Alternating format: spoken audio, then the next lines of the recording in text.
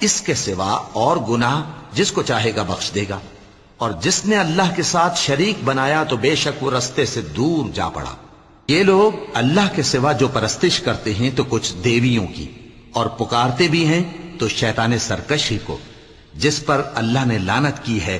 اور وہ اللہ سے کہنے لگا میں تیرے بندوں سے غیر اللہ کی نیاز دلوا کر مال کا ایک مقرر حصہ لے لیا کروں گا، اور ان کو گمراہ کرتا اور انہیں امیدیں دلاتا رہوں گا، اور یہ سکھاتا رہوں گا کہ جانوروں کے کان چیرتے رہیں، اور انہیں سمجھاتا رہوں گا تو وہ اللہ کی بنائی ہوئی صورتوں کو بگاڑتے رہیں گے۔